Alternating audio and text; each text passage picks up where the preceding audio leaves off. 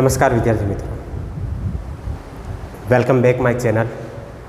આપ સૌનું સ્વાગત છે. ધોરણ 12ની અંદર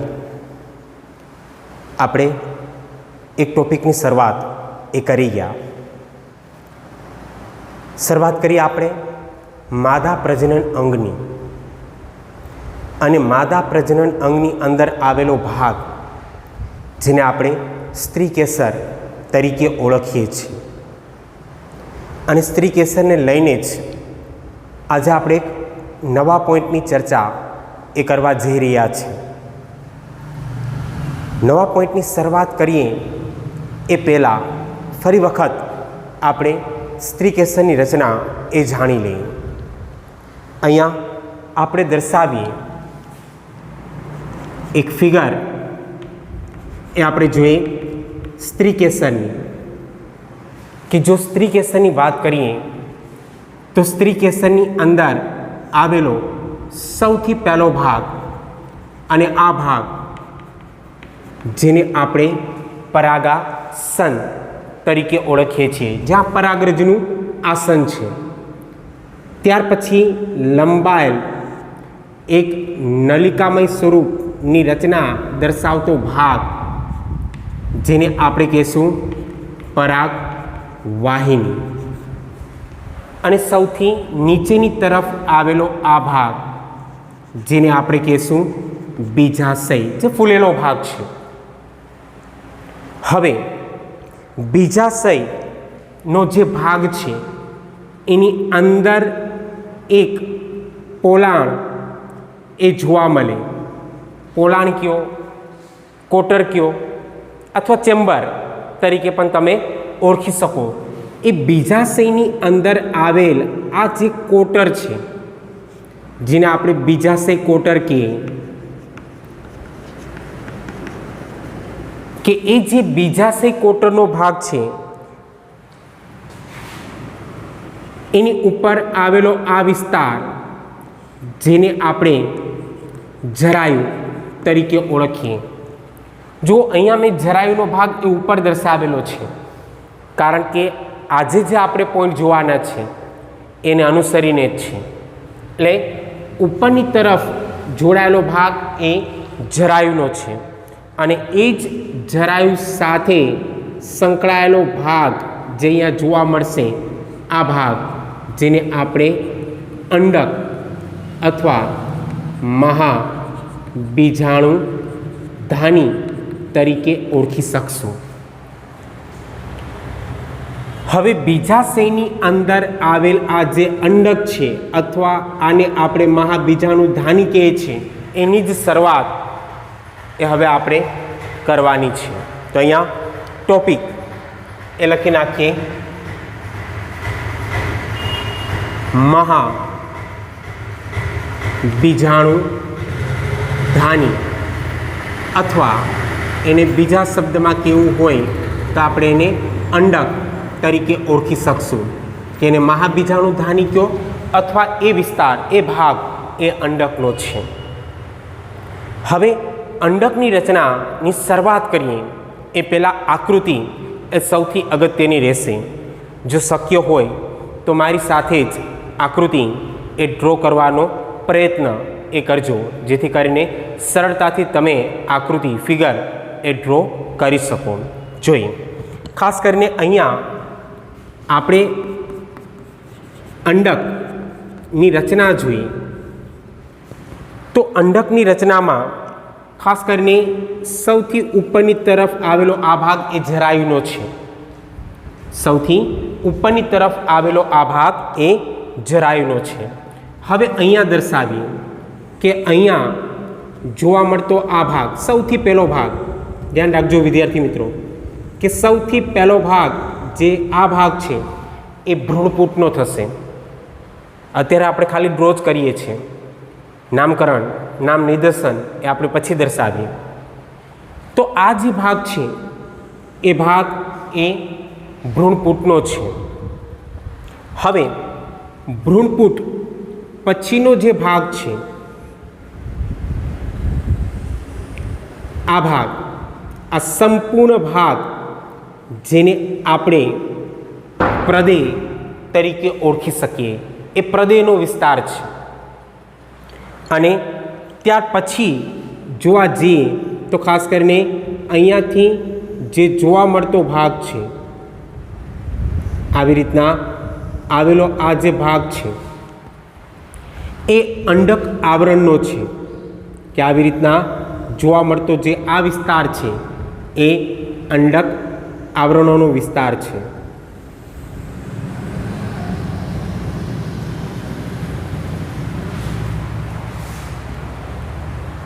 અને ખાસ કરીને અહીંયા આપણે દર્શાવીએ કે અહીંયા જે જરાયુનો ભાગ છે એ જરાયુના ભાગ સાથે જોડાયેલી ક્રિયા એ અંડનાળની રહેશે.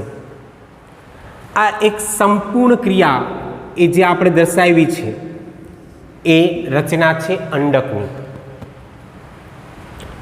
આકૃતિ એ ખાસ ધ્યાન રાખજો.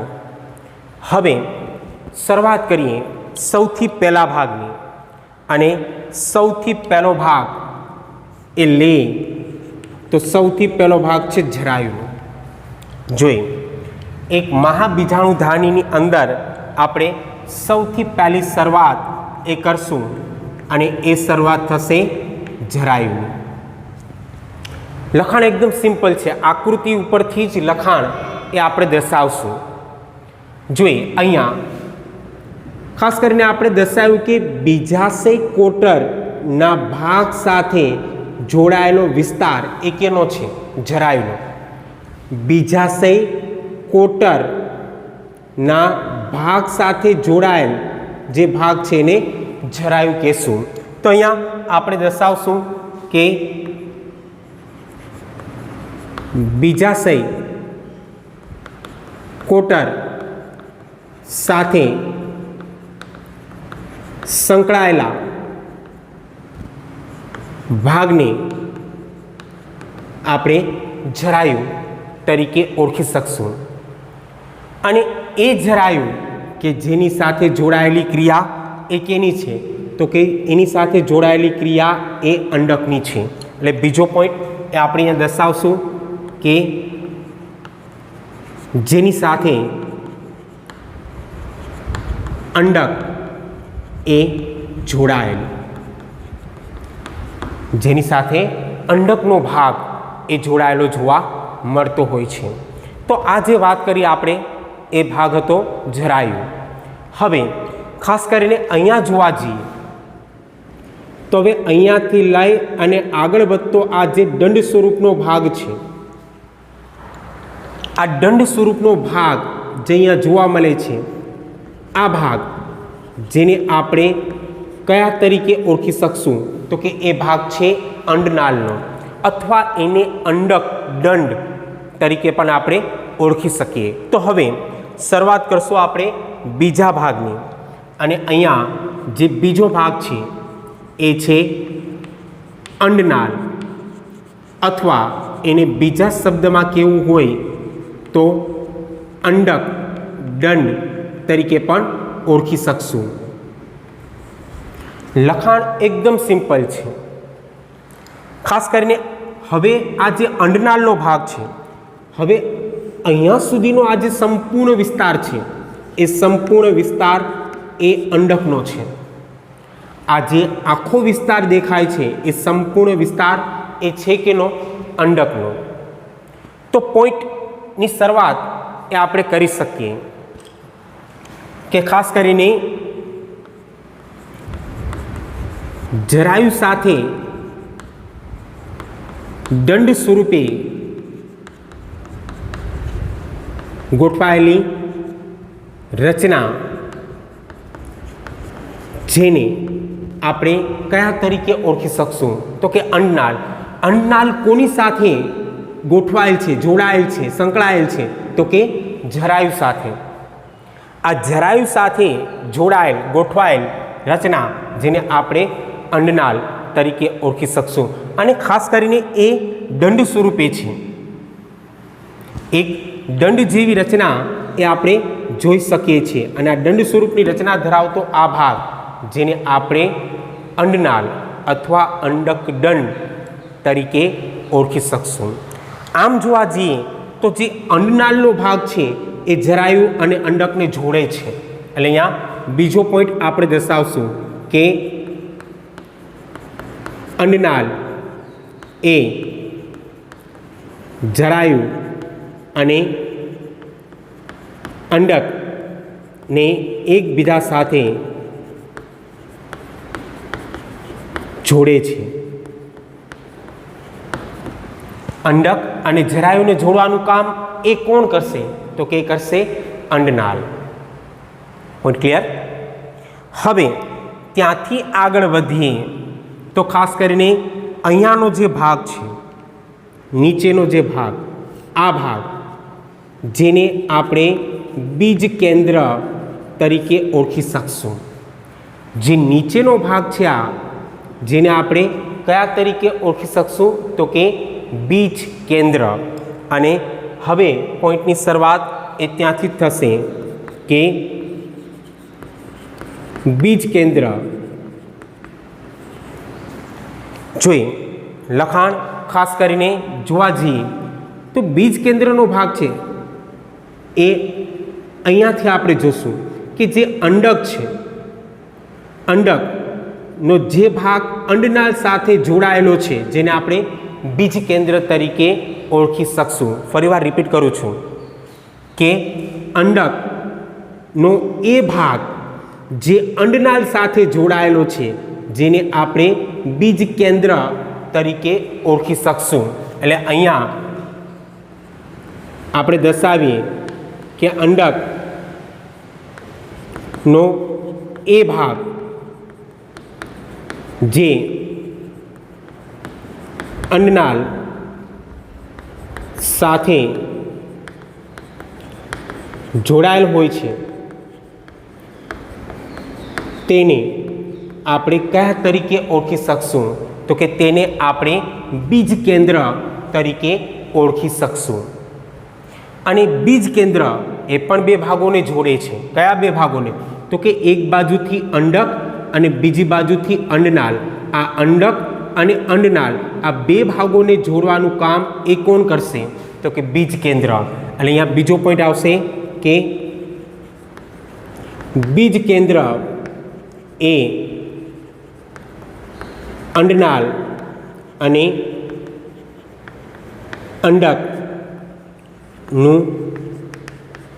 સંગમ સ્થાન છે. સંગમ સ્થાન અથવા બે ભાગોને જોડવાનું કાર્ય એ કોણ કરશે? તો કે એ કરશે બીજ કેન્દ્રનો ભાગ. તો અહીંયા સુધીમાં આપણે ત્રણ ભાગ એ જોઈ ગયા. એક જરાયુ, બીજો ભાગ અંડનાળ, ત્રીજો ભાગ બીજ કેન્દ્રનો. ત્યાંથી આગળ વધીએ તો હવે જે પોઈન્ટ આવશે એ પોઈન્ટ છે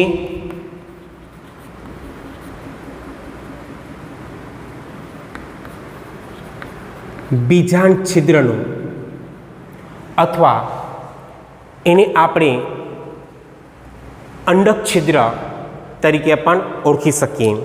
અહીંયા આપણે દર્શાવીએ કે ખાસ કરીને જોવા મળતો જે આ ભાગ છે ખાલી જગ્યાનો, વિદ્યાર્થી મિત્રો ધ્યાન રાખજો કે આ ભાગ જે ખાલી જગ્યાનો છે એને આપણે બીજાંડ છિદ્ર અથવા એને અંડક છિદ્ર તરીકે ઓળખી શકશું. અહીંયા આપણે કહેશું કે અંડકનો સૌથી ઉપરનો ભાગ, ઉપરની તરફ આવેલો ભાગ, અંડકનો સૌથી ઉપરનો ભાગ જે એક નાનું અમથું છિદ્ર એ ધરાવે છે જેને આપણે બીજાંડ છિદ્ર તરીકે ઓળખી શકશું. ફરીવાર રિપીટ કરું છું કે અંડકનો સૌથી ઉપરનો ભાગ જ્યાં એક નાનું છિદ્ર એ જોવા મળે છે જેને આપણે બીજાંડ છિદ્ર તરીકે ઓળખી શકશું. એટલે અહીંયા આપણે લખશું કે અંડકનો સૌથી ઉપરનો ભાગ જ્યાં એક નાના છિદ્ર સ્વરૂપની રચના એ જોવા મળે છે, જેને આપણે કયા તરીકે ઓળખી શકશું? તો કે એ ભાગ એ છે બીજાંડ છિદ્રનો. હવે બીજાંડ છિદ્રની વાત કરીએ તો બીજાંડ છિદ્ર આ જે અંડક આવરણો છે એનાથી આવૃત ન હોય. આ જે તમને આવરણ દેખાય છે, આ એક આવરણ અને આ બીજું આવરણ, આ જે બે અંડક આવરણો છે એની સાથે એ જોડાયેલો નથી, એટલે એનાથી મુક્ત થયેલો ભાગ છે. એટલે અહીંયા બીજો પોઈન્ટ એ આપણે દર્શાવશું કે અંડક આવરણોથી જોડાયેલ નથી. આ ભાગ એ અંડક આવરણોથી જોડાયેલ નથી, મુક્ત છે. તો વાત કરીએ આપણે બીજાંડ છિદ્રની. હવે એને જ લઈને હવે આપણે વાત કરશું જે આ બે આવરણોની, જેને આપણે અંડક આવરણ અથવા અંડક આવરણો તરીકે ઓળખી શકશું. જોઈએ, શરૂઆત કરીએ.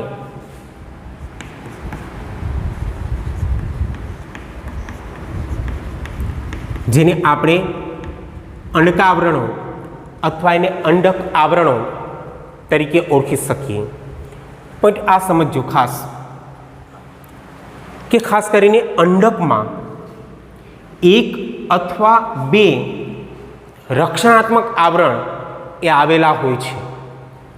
અંડકમાં એક અથવા બે રક્ષણાત્મક આવરણ એ આવેલા હોય છે, જેને અંડક આવરણો તરીકે આપણે ઓળખી શકશું. એટલે સૌથી પહેલો પોઈન્ટ અહીંયા એ જ આવશે કે અંડકમાં એક અથવા બે રક્ષણાત્મક આવરણ એ આવેલા હોય છે, જેને આપણે કયા તરીકે ઓળખી શકશું? તો કે જેને આપણે અંડક આવરણો તરીકે ઓળખી શકશું. પોઈન્ટ ક્લિયર વિદ્યાર્થી મિત્રો? હવે ખાસ કરીને અંડક આવરણોની ક્રિયા જોવા જઈએ તો અહીંયા જે આપણે વાત કરીએ છીએ એમાં બે આવરણો છે. અને બે આવરણો કયા? તો અહીંયા આપણે દર્શાવીએ કે અહીંયા બે આવરણો એ આવેલા છે. અને બે આવરણો કયા? તો અહીંયા ધ્યાન રાખજો, સૌથી બહારની તરફ આવેલું આ જે આવરણ છે એને આપણે બાહ્ય અંડક આવરણ તરીકે ઓળખી શકશું. બાહ્ય અંડક આવરણ તરીકે ઓળખશું. જ્યારે અંદરની તરફ આવેલું આ જે આવરણ છે જેને આપણે અંત અંડક આવરણ તરીકે ઓળખી શકશું. મીન્સ આવરણ કેટલા છે? બે. એટલે જે બે આવરણો છે એ પૈકી ખાસ કરીને સૌથી પહેલું આવરણ એ છે બાહ્ય અંડકાવરણ, બાહ્ય અંડકાવરણ. અને જે બીજું આવરણ છે જેને આપણે અંત અંડકાવરણ તરીકે ઓળખી શકશું. જે અંડકના આવરણ છે, જે અંડકને રક્ષણ આપે છે, રક્ષણ તરીકેનું કાર્ય એ દર્શાવે છે. હું એક પોઈન્ટ વિદ્યાર્થી મિત્રો અહીંયા જણાવી દઉં કે આ જે બે આવરણોની આપણે વાત કરીએ છીએ, ઇન ફ્યુચર ખાસ કરીને આમાંથી જ બીજાવરણનું નિર્માણ થશે. ઇન ફ્યુચર જે બીજનું નિર્માણ થાય એમાં જે બીજ ઉપર આવરણ હોય જેને આપણે બીજાવરણ કહીએ, ઇન ફ્યુચર આમાંથી જ એક બીજાવરણનું નિર્માણ થશે. બાહ્ય અંડકાવરણ એ બાહ્ય બીજાવરણમાં ફેરવાશે અને અંત અંડકાવરણ એ અંત બીજાવરણમાં ફેરવાશે. આ ધ્યાન રાખજો. ઉપરાંત એવું કહેવાય છે કે સપુષ્પી વનસ્પતિની અંદર ખાસ કરીને જે આવૃત બીજધારી વનસ્પતિ હશે એમાં 2 અંડક આવરણો હશે, જ્યારે અનાવૃતની અંદર એક અંડક આવરણ એ જોવા મળતું હોય છે. તો આ વિશેષ માહિતી હતી જે તમારી સમક્ષ મેં દર્શાવી. તો આ જે વાત કરી ગયા આપણે એ વાત હતી અંડક આવરણોની. Point clear? ખાસ કરીને અંડક આવરણો જે છે એ અંદર આવેલો જે ભાગ છે, જે ભાગ પ્રદેયનો છે, એને સંપૂર્ણ રીતે આવરી લે છે. પોઈન્ટ લખવો હોય તો અહીંયા આપણે દર્શાવશું કે અંડક આવરણો એ પ્રદેયને સંપૂર્ણ આવરે છે. કે અંડક આવરણો એ એક ભાગને સંપૂર્ણ રીતે આવરી લે છે, અને એ ભાગ કયો છે? તો કે એ ભાગ જેને આપણે કયા તરીકે ઓળખી શકશું? તો કે પ્રદેય. એ ભાગ એ પ્રદેયનો છે. હવે ત્યાંથી આગળ વધીએ અને ત્યાર પછી પોઈન્ટની શરૂઆત કરીએ તો પોઈન્ટ છે બીજાંડ તલનો. એકદમ સહેલો પોઈન્ટ. બીજાંડ તલ કોને કહેવાય? તો કે જે બીજાંડ છિદ્ર છે એની બિલકુલ જે નીચેનો ભાગ છે, આ ભાગ, એને આપણે બીજાંડ તલ તરીકે ઓળખી શકીએ. બીજાંડ છિદ્રની બિલકુલ નીચેની તરફ આવેલો ભાગ આ ઉપરનો ભાગ થયો, પણ એની બિલકુલ નીચેની તરફ આવેલો ભાગ એ તલનો ભાગ થયો, આ ટોચનો ભાગ થયો. ખાસ કરીને આ જે ભાગ છે એ ભાગ એ ટોચનો ભાગ છે, જ્યારે આ ભાગ એ તલનો થાય. એટલે અહીંયા આપણે દર્શાવશું કે ખાસ કરીને બીજાંડ છિદ્રની બિલકુલ નીચેની તરફ આવેલ વિસ્તાર જેને આપણે બીજાંડ તલ કહેશું, અથવા એને અંડક તલ પણ કહેવાય. અંડક તલ શું કામ કહેવાય? કારણ કે તે અંડકના તલનો વિસ્તાર છે. તે અંડકના તલનો વિસ્તાર છે, એટલે આપણે એને બીજાંડ તલ અથવા એને અંડક તલ તરીકે ઓળખી શકશું. હવે ખાસ કરીને ત્યાંથી આગળ વધીએ તો ત્યાર પછીનો પોઈન્ટ એ જોવા જઈએ તો ત્યાર પછીનો પોઈન્ટ છે પ્રદેય. આ વિસ્તાર, અને આ વિસ્તાર જેને આપણે પ્રદેય તરીકે ઓળખી શકશું. જોઈએ શરૂઆત અહીંયા આપણે કરીએ કે ત્યાર પછીનો વિસ્તાર, અને વિસ્તાર છે પ્રદેયનો. વિદ્યાર્થી મિત્રો ધ્યાન રાખજો કે પ્રદેયનો વિસ્તાર એ કોને કહેવાય? તો કે અંડક આવરણોથી સંપૂર્ણ રીતે ઘેરાયેલો વિસ્તાર. અંડકથી નહીં, અંડક આવરણોથી સંપૂર્ણ રીતે ઘેરાયેલો વિસ્તાર જેને પ્રદેય તરીકે ઓળખવામાં આવે છે. એટલે અહીંયા આપણે લખશું કે અંડક આવરણોથી સંપૂર્ણ રીતે ઘેરાયેલ વિસ્તાર જેને આપણે પ્રદેય તરીકે ઓળખી શકશું. અને પ્રદેય, વિદ્યાર્થી મિત્રો ધ્યાન રાખજો કે પ્રદેય એક એવો વિસ્તાર છે જ્યાં વિપુલ પ્રમાણમાં ખોરાક એ સંચિત થયેલ હોય, સંગ્રહિત થયેલ હોય. એટલે અહીંયા આપણે દર્શાવશું કે તે સંચિત ખોરાક એ દર્શાવે છે. સંચિત ખોરાક એ દર્શાવે છે, એટલે કે ત્યાં વિપુલ પ્રમાણમાં ખોરાક એ સંચિત થયેલો જોવા મળશે. જે વિસ્તારને આપણે પ્રદેય તરીકે ઓળખશું.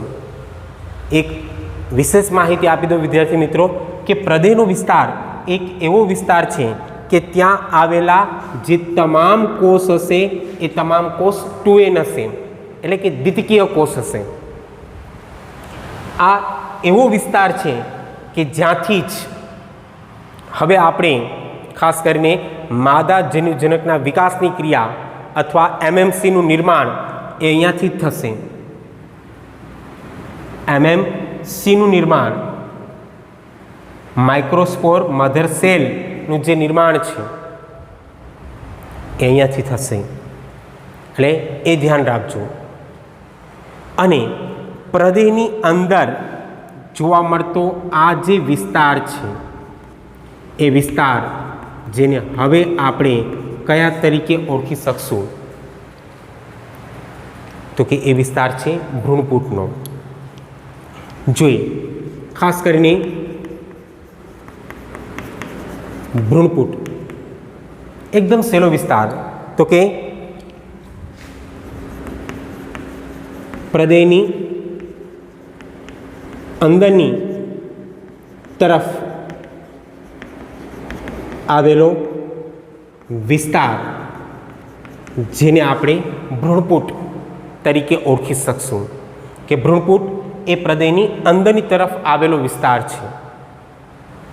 ખાસ કરીને આપણે અહીંયા દર્શાવી શકશું કે અંડકમાં સામાન્યતઃ મહાબીજાણુમાંથી ભ્રૂણપૂટનું નિર્માણ એ થતું જોવા મળે છે. એટલે કે એક મહાબીજાણુમાંથી એક ભ્રૂણપૂટ એ આવેલ હોય છે, કે મહાબીજાણુમાંથી ભ્રૂણપૂટની ક્રિયા એ આપણે જોઈ શકીએ છીએ. તો આ જે સંપૂર્ણ વાત એ આપણે કરી ગયા, એ સંપૂર્ણ વાત એ હતી મહાબીજાણુધાણી એટલે કે અંડકની. તમામ ભાગ એ જોઈ ગયા. હું ફરી રિપીટ કરી દઉં છું કે સૌથી પહેલો ભાગ એ જરાયુનો હતો ઉપરની તરફ, પછીનો ભાગ દંડ સ્વરૂપે જેને આપણે અંડનાળ એ કહેતા હતા કે જે દંડ સ્વરૂપે આવેલ હશે. પછી ખાસ કરીને અંડકનો એ ભાગ જે અંડનાળ સાથે જોડાયેલો છે એ કયો ભાગ છે, તો કે બીજ કેન્દ્રનો ભાગ છે.